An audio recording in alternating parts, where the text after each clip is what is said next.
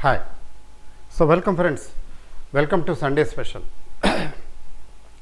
After a long time we are meeting. దాదాపు 3 సండేలు ఏమో మిస్ అయినట్టున్నాం. So I missed you all. I regret. It's okay. So better late than never. So I'm back. అంటే కొంచెం కంటి operation వల్ల forced rest ఖచ్చితంగా ఒక 3 weeks 4 weeks we're forced to take rest కదా. అది అలా జరిగింది. ఎవ్రీథింగ్ ఈజ్ ఓకే, బాగానే జరిగింది, చక్కగా జరిగింది కదా. శరీరం అన్న తర్వాత ఏజింగ్, డెప్రిసియేషన్ తప్పదు. మన వెహికల్ యూస్ చేస్తాము, డెప్రిసియేషన్ వస్తుంది, రీప్లేస్మెంటు, రిపేరు, మెయింటెనెన్సు.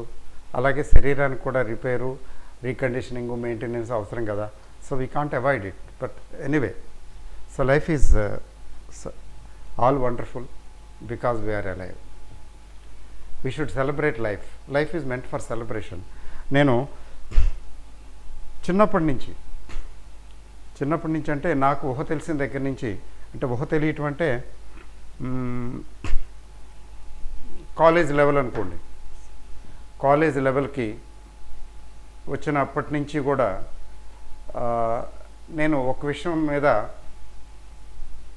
దృష్టి సారించాను. నేను అనుకునేవాడిని ఏమిటి అంటే, life is meant for celebration. Life is meant for celebration no matter what.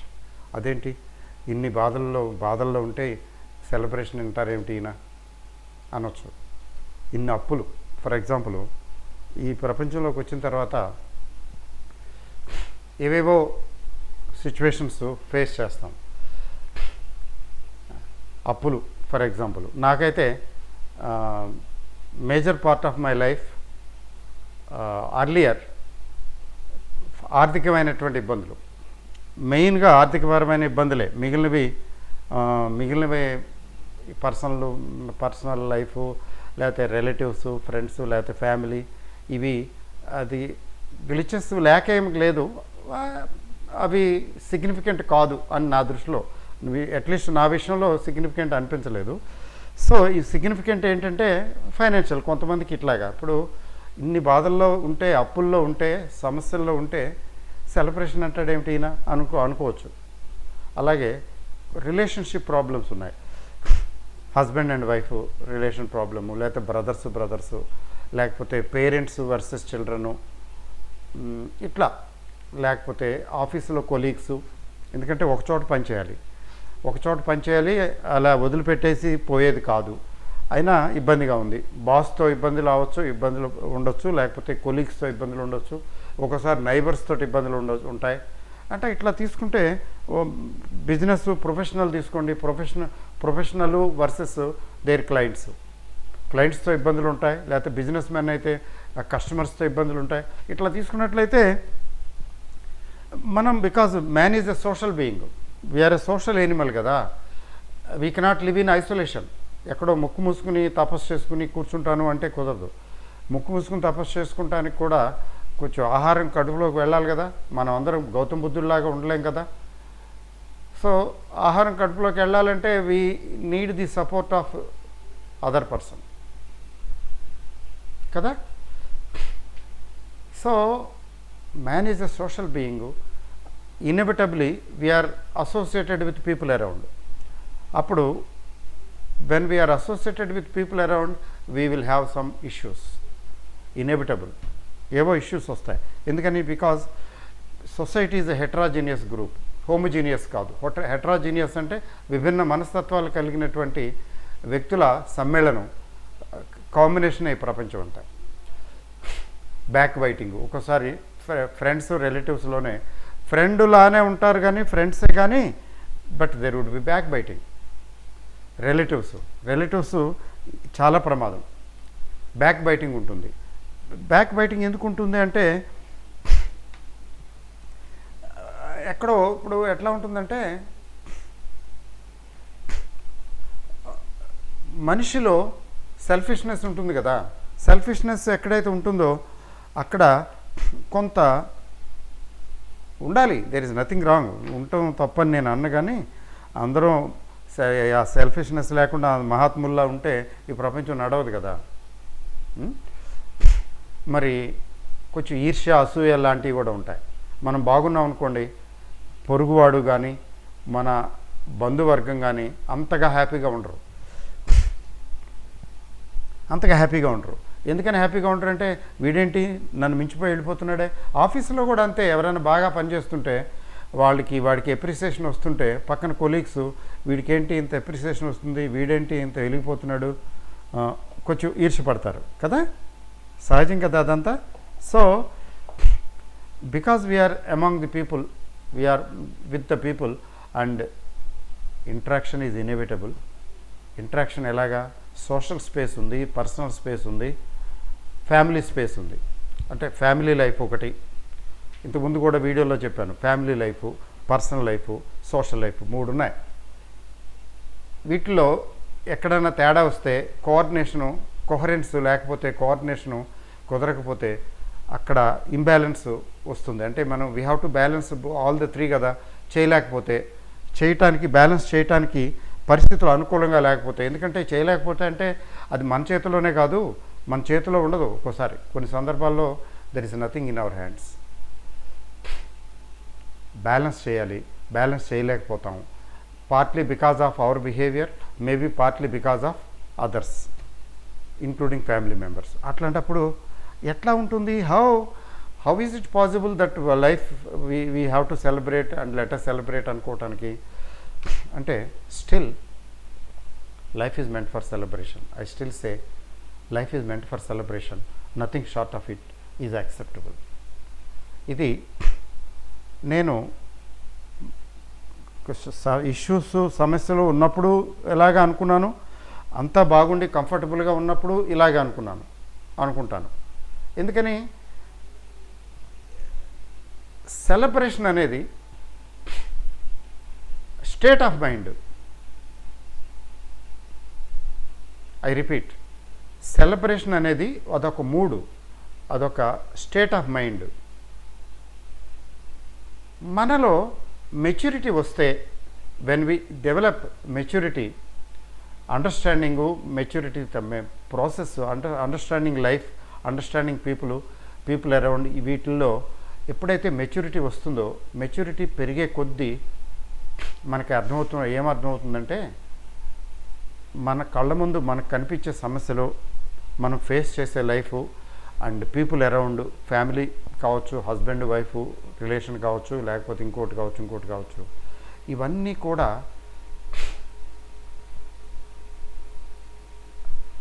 They are trying to disturb us. మనం ఇఫ్ వి గ్రో బియాండ్ మెంటల్గా, if we are able to grow beyond these things, we will see celebration in life.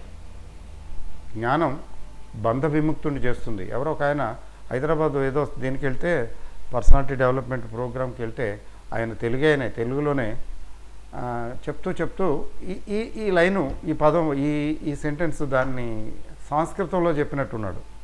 జ్ఞానం బంధ విముక్తుని చేస్తుంది అని. అంటే ఏంటంటే, suppose we have issues, అంటే ఆర్థిక సమస్యలు ఉన్నాయి, అబ్బాయిని అమెరికా పంపించాలి, ఫండ్స్ లేవు, లోన్లు వచ్చే అవకాశాలు కనిపించడం లేదు, ఆ లోన్లు రిస్క్ కూడాను, ఎందుకంటే తీర్చేది ఎలాగా చెప్పలేము, గ్యారంటీ లేదు అనుకుందాం. లేకపోతే అమ్మాయికి పెళ్లి చేయాలి. అమ్మాయికి ఏంటిలేండి, ఈ రోజుల్లో అబ్బాయికి పెళ్లి చేయడం కూడా కష్టమే లేండి. కన్యాశుల్కం నాటి రోజులు మళ్ళీ వచ్చేస్తున్నాయేమో అనిపిస్తుంది. రావులేండి, చెప్తున్నా, జస్ట్ జోకింగ్. సో అట్లా ఏదైనా ఇష్యూస్ ఉన్నాయి, వాటికి ఫండ్స్ కావాలి, లేదా అప్పులు ఉన్నాయి, వడ్డీలు కట్టలేకపోతున్నాము, ఈఎంఐలు అవి ఇవి, లేకపోతే జాబ్ ఇష్యూస్, జాబ్ లేదు లేదా జాబ్ పోయింది, ఇట్లా ఎన్నో రకరకాలుగా ఉండొచ్చు. ఎవడో ముంచేశాడు, ఎవడో పార్ట్నర్ ముంచేశాడు, బిజినెస్ లాస్ వచ్చింది. ఇట్లా ఏదైనా కావచ్చు. ఆర్థికంగా సడన్గా లాసెస్ వచ్చాయి, we have faced losses. But if you develop maturity, ఆ సమస్యలుగా కాకుండా మనం యాక్సెప్ట్ చేస్తాం. ఆ సమస్యను ఎప్పుడైతే సమస్యను యాక్సెప్ట్ చేస్తామో అక్కడ బంధ విముక్తులు అయిపోయినట్టే.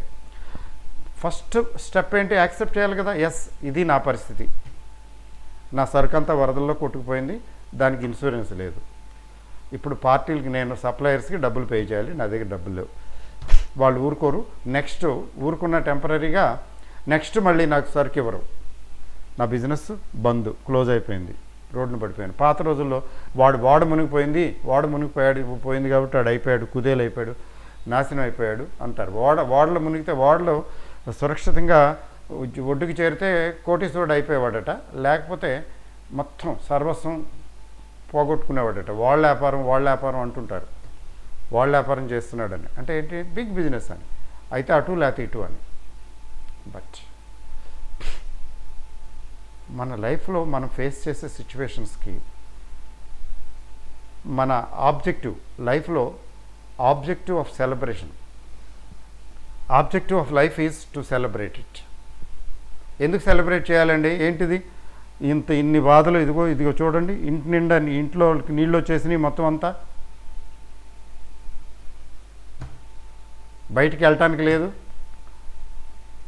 Okay, accept it first. Life అన్న తర్వాత సిచ్యువేషన్స్ తప్పవు కదా. ఇప్పుడు ఈ సిచ్యువేషన్ వచ్చింది, కూర్చుని రోధించాలా? రోధించి ప్రయోజనం లేదు కదా. Yes, accept it. చాలా విపత్కర పరిస్థితులు వచ్చాయి, very bad situation, alarming situation. Okay, then look at solution. So learn and practice the art of looking at solution, not at the problem. I repeat, as we grow in maturity మనలో maturity పెరిగే కొద్దీ ఏమవుతుందంటే మనం సమస్యల వైపు కాకుండా ముందు accept చేసేస్తాం. ఇప్పుడున్న సిచ్యువేషన్ బ్యాడ్ సిచ్యువేషను, లేకపోతే జరుగుతున్నది మంచిది కాదు, బాగా జరగటం లేదు. But the situation changes. ఎప్పుడు ఒకలా ఉండదు కదా, మారుతుంది. నంబర్ 1, మార్పు ఇన్ఎవిటబుల్, సహజం, మారుతుంది. ఎప్పుడు ఇలాగే ఉండదు. కష్టాలు కలకాలం ఉండవు అంటారే, ఎప్పుడు ఇలా ఉండదు. ఇమీడియట్గా ఏంటి నేను చేయాల్సింది? First accept it. మా ఆయన డబ్బులన్నీ తగలేసి డబ్బులన్నీ ఏంటది ఇప్పుడు వచ్చాయి కదా కొత్తగా, బెట్టింగ్లకి వాటికి డబ్బులన్నీ తగిలేసి అప్పులు చేసేసి నాకు నా పిల్లలకి ఏం మిగల్చటం లేదు. ఓకే, ఏం చేస్తాం? So that is the problem. అది ఆ ప్రాబ్లం తల పట్టుకుని ఇప్పుడు ఏంటి తల పట్టుకుని ప్రాబ్లం అంటే ఆ ప్రాబ్లం సాల్వ్ అవుతుందా? కాదు కదా. So wisdom lies in looking at the solution. Problem వచ్చింది, ఈ ప్రాబ్లం సొల్యూషన్ ఏమైనా ఉందా? Let me think upon it, let me work upon it. ఎప్పుడైతే షిఫ్ట్ అవుతామో, when we shift from problem to solution, we are turning wise. అంటే మనలో paradigm shift, అంటే wisdom వైపు వెళుతున్నామని అర్థం. లేకుండా ఇదే ఎందుకు జరిగింది, ఇలా ఎందుకు జరిగింది, ఇలా జరగకూడదు, ఇలా ఎందుకు జరిగింది, ఇప్పుడేంటి ఇలా అయిపోయాం, అలా అయిపోయాం, అక్కడ ఆ ప్రాబ్లం ఉంది, ఈ ప్రాబ్లం ఉంది, అప్పులోళ్ళు వచ్చేస్తున్నారు, లేకపోతే ఇంకోటి అనుకుంటే, అంటే అది ప్రాబ్లమ్ని ఎక్స్పాండ్ చేస్తున్నాం, పెంచుతున్నాం, కానీ దానివల్ల ఉపయోగం లేదు. సొల్యూషన్ ఏంటి? ఇప్పుడు ఏం చేయాలి? అయిపోయింది కదా, which is not in our control. We cannot go back కదా, జరిగిపోయింది, మళ్ళీ వెనక్కి రాదు కదా. ఇప్పుడేంటి solution? Suppose there is a bad marriage, అమ్మాయికి పెళ్ళయింది, అత్తవారింటికి వచ్చేటప్పటికి వల్లకాళ్ళ ఉంది. తన లైఫ్ డిఫరెంటు, తను ఊహించింది డిఫరెంటు, ఏదో విచిత్ర దాంపత్యం సినిమాలో విజయ నిర్మల్ లాగా ఆ విచిత్ర దాంపత్యం ఎప్పుడో చిన్నప్పుడు చూశానులేండి. చాలా స్టోరీ నేను ఆ సినిమా చూసినప్పుడు అనుకున్నాను ఇట్లా కూడా ఉంటారా అని. చాలా నా చిన్నతనంలో వచ్చిన సినిమా అది. శోభన్ బాబు, విజయ నిర్మల, గుమ్మడి, Savitri.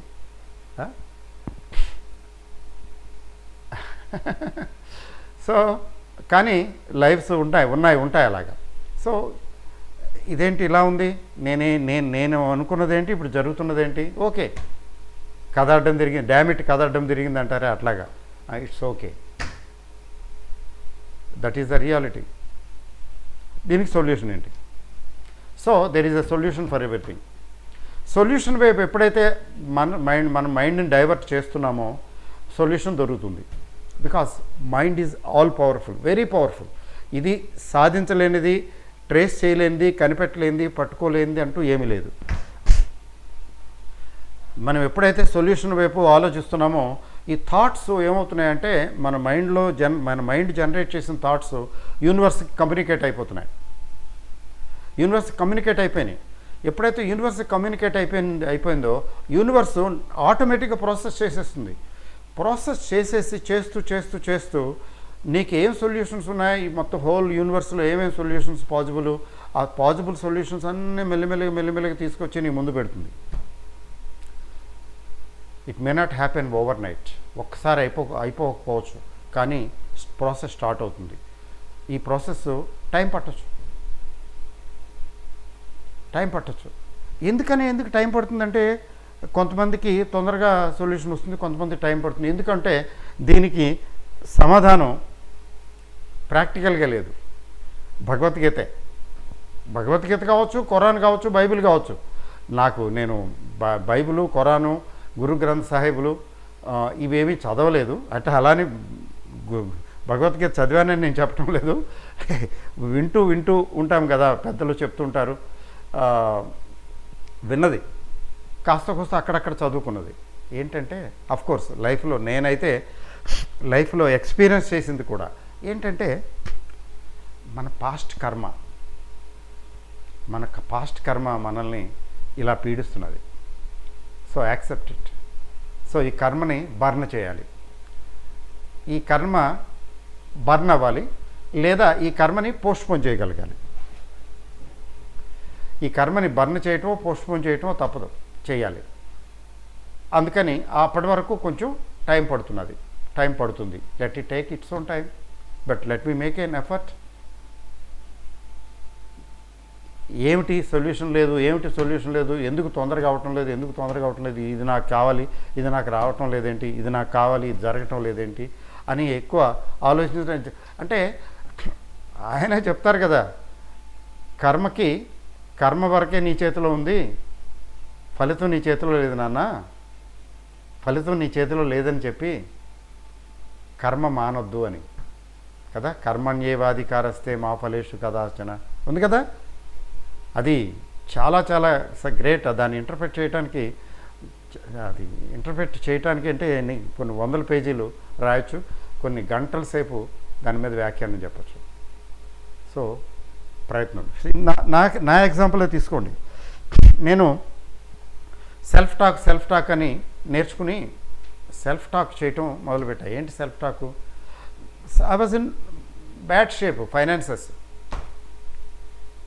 I'm cash rich and cash surplus and I have plenty of bank balances. I am abundant in bank and bank balances. I earn more than enough money to meet all my financial commitments. ఇది అనుకునేవాడిని, రాసుకుని చూసుకుని చదువుకుని నేను రాసుకున్న వెంటనే నాకేం అవ్వలేదు. Takes time. నాకైతే సంవత్సరాలు పట్టింది, టు బీ ఆనెస్ట్. 2 ఏళ్ళు పట్టిందో 3 ఏళ్ళు పట్టిందో నేను మెజర్ చేయలేదు, నాకు గుర్తులేదు, కానీ సంవత్సరాలు పట్టినివ్వండి అనుకున్నామండి. నేను కూడా అజ్ఞానం, ఏంటి ఇంత రాస్తున్నాను, ఇంత సెల్ఫ్ టాక్ చేస్తున్నాను, యూనివర్స్కి కమ్యూనికేట్ చేస్తున్నాను, ఏంటిది అయినా కానీ చిక్కులు పజిల్గా ఉంది ఏంటని. అంటే వన్ ఫైన్ డే నాకు తెలిసింది ఏంటంటే ఆ పజిల్స్ కొద్ది ఒక్కొక్కటి పటాపంచలు అవుతూ I got it. I got it.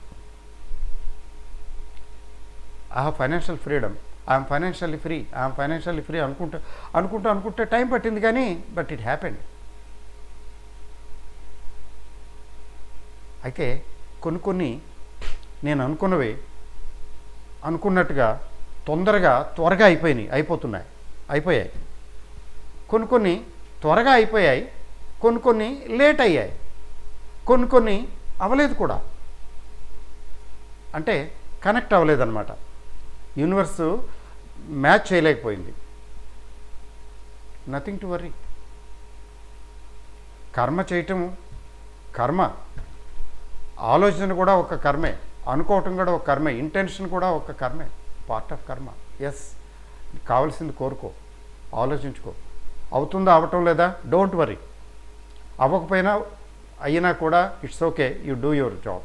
You continue to think, continue to talk, continue to emit thoughts మైండ్లోంచి ఎమిషను రిలీజ్ చేసేయండి. చేసేసుకుంటా పోండి, అది అయిపోతుంది ఎప్పుడో ఒకరోజు. అవ్వకపోతే ఓకే, ఎవ్రీథింగ్ ఈజ్ ఓకే అనేది ప్రిన్సిపల్ ఆఫ్ యాక్సెప్టెన్స్. అది ప్రాక్టీస్ చేస్తే 50% ప్రాబ్లమ్ సాల్వ్ అయిపోతాయి. ఇలా చెప్పుకుపోతే చాలా చాలా చాలా వెళ్ళొచ్చు అనుకోండి. ఇప్పుడు ఏంటంటే theme life is a one time offer. నేను ఎక్కడో చదివాను, చాలాసార్లు ఆలోచిస్తూ ఉంటాను, కరెక్టే కదా, చాలా బాగా చెప్పారు, ఎవరు చెప్పారో కానీ. Life is a one time offer, done, true, and live a life of choice. As a human being మనకి భగవంతుడు ఇది ఇచ్చాడు, ఆలోచన శక్తి ఇచ్చాడు. ఈ ఆలోచన శక్తి ఇచ్చాడు. ఈ ఆలోచన శక్తి, వివేచన శక్తి, ఇంకొకటి సమస్త జీవ జంతుజాలంలో ఎవరికీ లేవు, ఒక్క హ్యూమన్ బీయింగ్స్ మాత్రమే ఉన్నాయి. మనం ఓపెన్గా నవ్వగలం, ఏడవగలం, ఆలోచించగలం, చాలా చాలా చేయగలం, కోరుకోగలం. నాకు ఇది కావాలి, ఇది కాదు, అది కావాలి, అది కాదు, ఇది కావాలి అని కోరుకోగలం. కానీ జంతువులు, పక్షులు, ఇంకా మిగిలిన జీవచరాలు తీసుకున్నట్లయితే they get things by instinct only, otherwise no. Nature provides everything. అవి వాళ్ళు అడగక్కర్లేదు, వాటికి యుక్తంగా కావాల్సింది ఏదో వాళ్ళకి లభిస్తుంది ప్రకృతి ద్వారా. బట్ మనకి we have an edge over all these things. కాబట్టి we have every right to live a life of choice. We have every right to live a life of choice. మన లైఫ్ని మనం చూస్ చేసుకుని, జాగ్రత్తగా ప్లాన్ చేసుకుని, డిసైడ్ చేసుకుని, మనకు నచ్చిన విధంగా, మనకు కావలసిన విధంగా మనం బ్రతకటానికి తగినటువంటి ఇన్పుట్, స్ట్రెంగ్త్, ఎనర్జీ, పవరు అన్నీ మనలో ఉన్నాయి. So live a life of choice, live at full length of life, nothing short. So no matter what, but you carry on, and also you carry a little bit of wisdom with you. అది మనం carry చేయాలి మనతో పాటు. Okay, దీని మీద నేను focus చేస్తాను coming డేస్లో. ఎందుకంటే చిన్నప్పుడు మీరు కూడా వినే ఉంటారు పంచతంత్ర కథలని. అది ఇండియాలో, ఆల్ ఇండియా లెవెల్లో ఫేమస్. మిత్రలాభము, మిత్రభేదము, ఇట్లా కొన్ని ఉన్నాయి సిరీస్.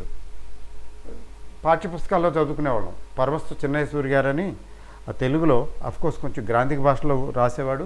మా కాలంలో గ్రాంధిక భాష కూడా కొద్దిగా అచ్చు పుస్తకాల్లో ఉండేది. గ్రాంధిక భాష కూడా చదివేవాళ్ళం. వ్యవహారిక భాష అలాగ ఉంది. ఇవన్నీ కూడా మనల్ని, మన జ్ఞానాన్ని పెంపొందించడానికి, మెచ్యూరిటీ ఇంప్రూవ్ చేయడానికి వచ్చినవి. సో వీటన్నిటినీ కలగలిపి వీటన్నిటినీ తీసుకుని నేను కమింగ్ సండేస్లో వీడియోస్ పెడతాను. మెయిన్గా ఏంటంటే ఈ ప్రపంచాన్ని బాధిస్తున్నది ఏంటంటే to live a life of చాయిస్కి మెయిన్గా బాధిస్తున్నది ఏంటంటే interpersonal relations. It is not money, it is not finance బాధ పెడుతున్నది. డబ్బులు ఎక్కడైతే షార్ట్ ఉందో, ఎక్కడైతే డబ్బులు లేవో, ఎక్కడైతే షార్టేజ్ ఆఫ్ మనీ ఉందో అక్కడ ప్రాబ్లమ్స్ ఉంటాయి. ఆ ప్రాబ్లమ్స్ కంటే కూడా ఎక్కువ ప్రిక్కింగ్ అంటే ఎక్కువ పించింగ్ ఏంటంటే ప్రాబ్లమ్స్ ఆఫ్ రిలేషన్షిప్. ఈ ప్రపంచాన్ని మనం సరిగ్గా అర్థం చేసుకోలేకపోయినప్పుడు ముల్లెళ్ళి ఏదో అంటారు కదా, ముల్లెళ్ళి కాలు గుచ్చుకున్నా, కాలెళ్ళి ముళ్ళు గుచ్చుకున్నా నొప్పేది నొప్పి పుట్టేది కాలుకే కదా. అంటే అట్లా ఏదో సామెత చెప్తారు, ఎగ్జాక్ట్గా నేను చెప్పలేకపోతున్నానేమో. ముళ్ళొచ్చి కాలుకు గుచ్చుకున్నా, కాలెళ్ళి ముళ్ళుకు గుచ్చుకున్నా నష్టపోయేది కాలే, ముళ్ళు కాదు కదా.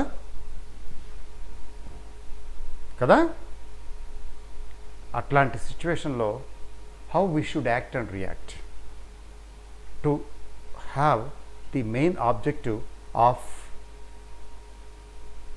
living a life of choice. ఎందుకంటే మన అందరికీ కూడా we have right to live a life of choice no matter what our relationships are, no matter what our financial position is, no matter what our problems with our children, our problems with our finances, our problems with our brothers, sisters, relatives, friends, లేకపోతే spouse, no matter what, clients, customers, no matter what, we have a right to live a life of choice.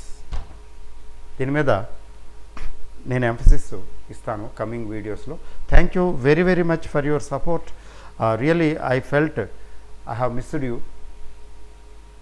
for 3-4 weeks. So now okay, I am okay. By next Sunday I will be further okay. ఇంకా బాగుంటుంది. ఇంకా next week వచ్చేటప్పటికి ఇంకా బాగా కోలుకుంటాను, ఇంకా బాగుంటుంది. So I have staged a comeback, I can say. Okay, so with all your blessings and good wishes, I am back with full vigor and strength.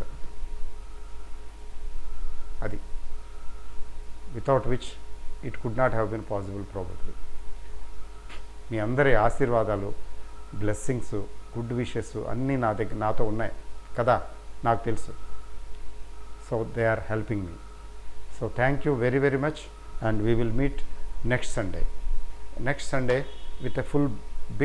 with a big bang. Okay, bye, all the best, good night, thank you.